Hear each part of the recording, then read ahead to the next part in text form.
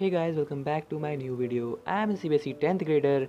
Now we are studying social science. Social science में देखो यार, मैं सैम्पल पेपर अभी कर रहा हूँ. सैम्पल पेपर यार लाइव चल रहा था यूट्यूब पे, तो मैंने सोचा इसको ज्वाइन करते हैं और सैम्पल पेपर प्रैक्टिस हो जाएगी भाई, क्वेश्चंस टाइप ऑफ क्वेश्चंस की.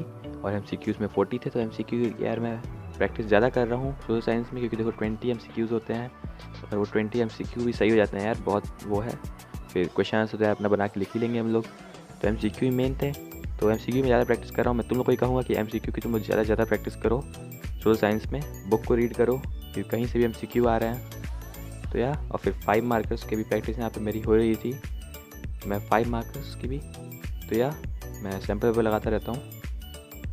और उसके बाद मैंने आउटकम्स ऑफ डेमोक्रेसी स्टार्ट कर दिया. आउटकम्स ऑफ डेमोक्रेसी मैंने भूल गया था भाई, ये भी चैप्टर कोई है, क्योंकि इस चैप्टर को भाई बहुत छोटा चैप्टर है, स्कूल में मेरे पढ़ाया नहीं गया चैप्टर, तो इसीलिए मैं भूल चुका था.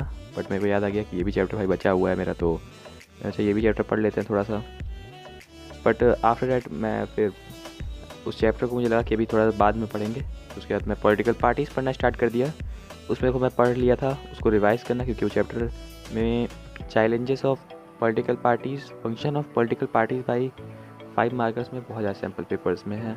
तो मुझे पता नहीं क्यों लग रहा है कि वो बोर्ड्स पे भी आएगा, तो इसीलिए बस मैं उसको अच्छे से एकदम अच्छे से उसको रिवाइज़ कर रहा था, क्योंकि अगर वो आता है तो भाई 5 नंबर तो मेरे ही है तब.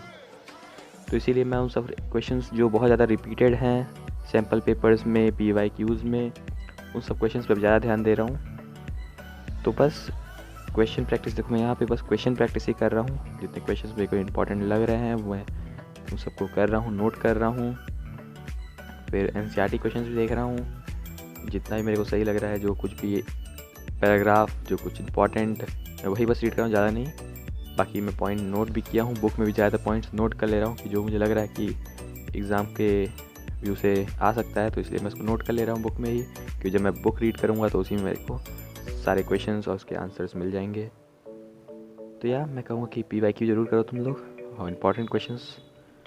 उसके बाद मैं समरी देखा, फिर उसके बाद फिर से मैं आ गया हिस्ट्री पे मेकिंग ऑफ ग्लोबल वर्ल्ड. काफ़ी छोटा चैप्टर है, तो मैं सोचा इसको रीड कर लेते हैं, क्योंकि इसमें रटने वाला कुछ है नहीं.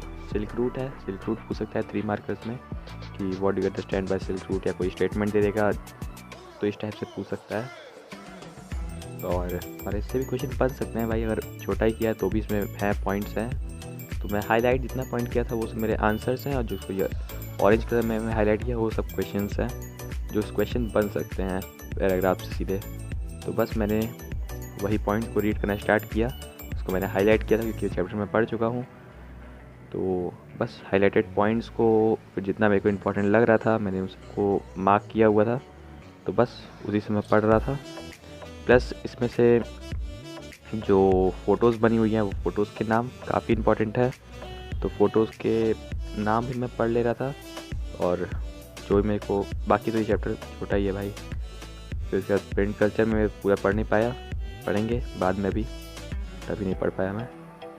फिर उसके बाद मैं तुम्हारी NCERT एग्जाम्पलर से बायो क्वेश्चंस, क्योंकि बायो के भी MCQs आएंगे, तो बायो के मैंने सोचा कि चलो MCQs देख लेते हैं, क्योंकि मैंने लाइव प्रोसेस पढ़ लिया था. लाइव प्रोसेस थोड़ा सा ही बचा था रिवाइज़ करने के लिए, तो मैं बस उसके MCQs कर रहा था. तो MCQ ज़्यादातर मेरे सही हो रहे थे, इसमें जो गलत हो रहे थे तो उसके नीचे उसका सोल्यूशन दिया हुआ था, तो उस सोल्यूशन को मैं नोट डाउन कर ले रहा था. बाकी ज़्यादातर MCQs में सही हो रहे थे मेरे. और लॉन्ग आंसर क्वेश्चन भी अभी मैं इसके देखूँगा. वैसे बस अभी MCQ देख रहा हूँ मैं. MCQ जो मेरे को गलत हो जा रहा है तो मैं नोट कर ले रहा हूँ, क्योंकि नीचे उसके पूरे एक पैराग्राफ में उसका एक्सप्लेनेशन है. तो जितना ही भाई गलत हो रहा है तो भाई मैं मान ले रहा था भाई इतना अच्छे से, ऐसे ही मैं चैप्टर पढ़ा नहीं, अभी मैं इस चैप्टर को पढ़ ही रहा हूँ. तो यार ये चैप्टर बहुत ही लेंदी चैप्टर भी है, ईजी भी है बट लेंदी भी है बहुत ज़्यादा, क्योंकि इसमें सब भाई सारे बॉडी पार्ट्स के बारे में पढ़ना ही है. तो उसके लिए मैं इसके जितने भी नोट कर ले रहा था, बाकी सही हो जा रहे थे. फिर मैं इंग्लिश ग्रामर पढ़ने बैठ गया. इंग्लिश ग्रामर में सब्जेक्ट, वर्ब एंड प्रेडिकेट, ये मैंने एक वीडियो में पढ़ा भी था. इसका बस मैं रूल याद कर रहा था, तो रूल मैंने रिवाइज़ किया. फिर चलो इसके 10 क्वेश्चन लगा देते हैं. तो मैं ज़रूर 1-2 दिन में कभी क्वेश्चंस ग्रामर से क्वेश्चन लगा लेता हूँ या लेटर की प्रैक्टिस कर लेता हूँ। या तो माय रिज़ल्ट इसमें से 10 क्वेश्चंस किए, इसमें 2 क्वेश्चंस मेरे गलत हो गए। इज़ और आर का ही बस एक क्वेश्चन था, इसमें एक में इज़ लगाना था, एक में आर करना था, तो यार उसी में प्रॉब्लम हो गई थोड़ी सी। तो या that's for this video, like share and subscribe. Thank you for watching, have a good day guys, all the best to you all.